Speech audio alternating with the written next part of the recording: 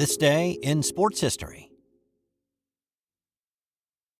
Hey, I'm golf broadcaster Matt Adams. The updated and expanded second edition of my book, The Golf Round I'll Never Forget, Golf's Biggest Stars Recall Their Finest Moments, is now available. Readers can expect to march with Arnie's Army at the 1960 U.S. Open, relive Jack Nicklaus's remarkable 1986 Masters win, and be amazed by the Tiger Slam. The Golf Round I'll Never Forget, Golf's Biggest Stars Recall Their Finest Moments. Pick it up where fine books are sold, including BarnesandNoble.com and Amazon.com.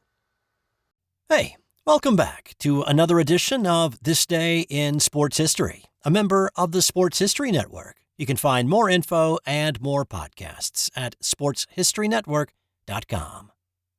It's September 28th, and on this day, Ted Williams had a pair of incredible moments in different years. Let's start in 1941. It's the final day of the regular season, and the Boston Red Sox have a doubleheader to play against the Philadelphia Athletics. Red Sox manager Joe Cronin knew the stats and knew what was on the line for Ted Williams. It wasn't the team. They were well out of the pennant chase, 17 games behind the Yankees. No, he knew that Ted Williams was technically hitting 400, if you round it up, that is, which is how baseball historians and stats guys and fans would see it. 39955. Rounded up, the 23-year-old Williams was hitting 400 for the season. And so he went to Ted, and he asked him if he wanted to sit out the doubleheader. Nobody would fault him, but that was definitely not the Splendid Splinter's style. He wanted to play. He didn't want to be the guy who hit 39955. And so he played. The Athletics started rookie Dick Fowler on the mound that day, so it wasn't a bad choice.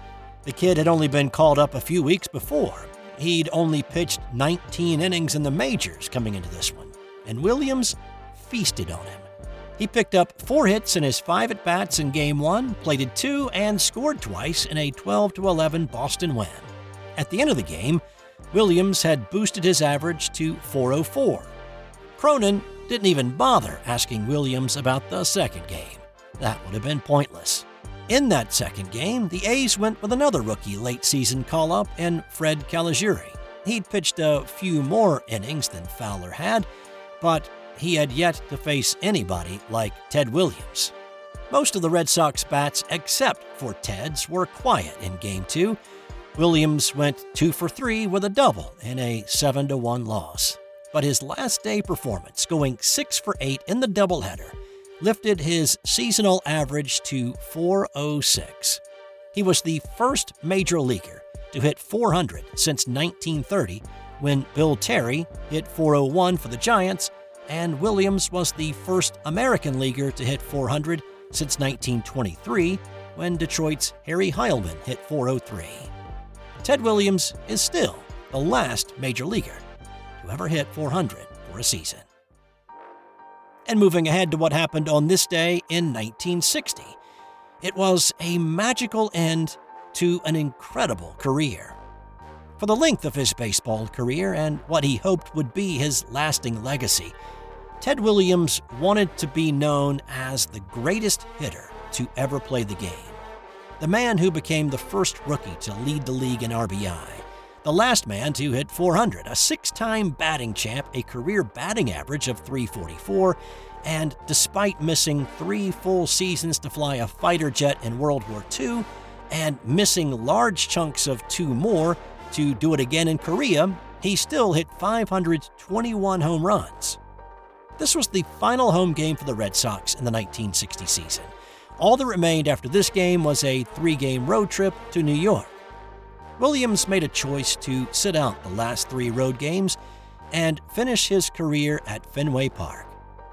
When he came to the plate in the 8th inning against Baltimore Orioles pitcher Jack Fisher, and the Sox down 4-2, the Red Sox faithful knew they were probably watching the final at-bat in his incredible career.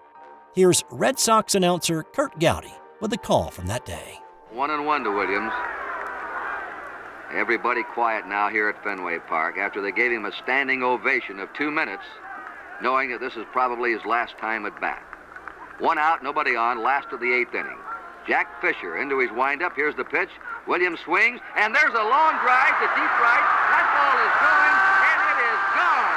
A home run for Ted Williams in his last time at bat in the Major League. Now, Williams had a somewhat rocky relationship with the Boston fans. Back in 1940, he struggled for a time at the plate. And can you believe that the local writers hammered him and hammered his work ethic back then? The fans booed him.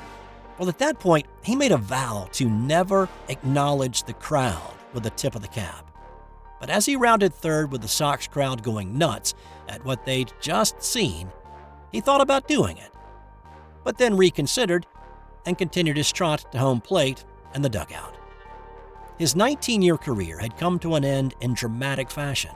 His career on-base percentage of .482 is still the greatest in Major League Baseball history. And a couple of interesting things to close this story out. Williams flew with John Glenn in Korea.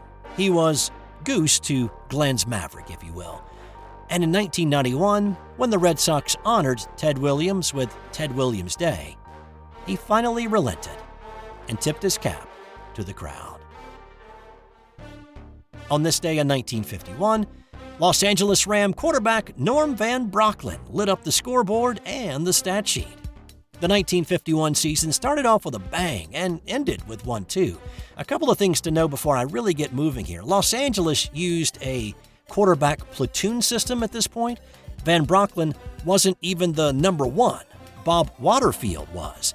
But Waterfield did not play in this game. I couldn't find any particular reason as to why he didn't play. Waterfield did spend a large portion of his offseason just down the road in Hollywood, and he did some acting with Johnny Weissmuller in a Tarzan movie, but that probably had nothing to do with it. But his absence meant that it was all Van Brocklin's show on this day. The other thing to know is that the New York Yanks, that's the football team, the New York Yanks, were absolutely horrible. The Yanks only lasted 2 seasons before folding. So, with that as a backdrop, the table was set for Norm Van Brocklin to have a big day. The Rams led 34-0 before New York knew what hit them. Van Brocklin threw 3 TD passes and ran for another to build that lead, and it was 34-7 at the half. And then, in the second, the Rams kept pouring it on. He threw 2 more touchdown balls in the second half. All totaled, he completed 27 passes for 554 yards and 5 touchdown passes in a 54-14 romp. It could have been more, but he threw 2 interceptions as well. The 554 yards is still the most ever in an NFL game. He did get the start in the second game of the season, but the platoon system started back up. The Rams would use their 2 QB system to make it all the way to the championship game and then beat the Cleveland Browns for the NFL title. The last one they would win for 49 years. The same day that Norm Van Brocklin was throwing it all over the yard, Allie Reynolds was setting them down in New York. Reynolds pitched the first game of a doubleheader against Boston on this day. With just 4 games left in the season and starting the day with just a 3.5-game lead over Cleveland, the Yankees needed a strong outing from Reynolds, and he absolutely gave it to them. He only faced 30 Red Sox batters, just 3 over the minimum.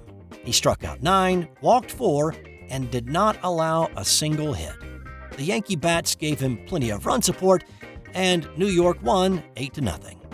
It was Reynolds' second no-hitter of the season. And with that, he became the first American League pitcher to throw 2 no-hitters in the same season, and just the second in the majors after St. Louis's Johnny Vandermeer threw back-to-back no-nos in 1938. Now, 4 other pitchers have done it since, the most recent being Max Scherzer in 2015.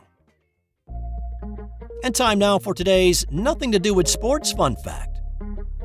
If you have ever wondered what the word origin of kindergarten is, well, you're probably correct in your thinking that it is a German word, and it was brought to America in the 1840s.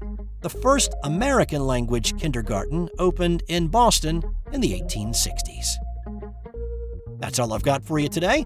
This and every episode of This Day in Sports History is researched, written, voiced, and produced by me, Steve White. Enjoy the rest of your day, and I'll be back tomorrow with another edition of This Day in Sports History.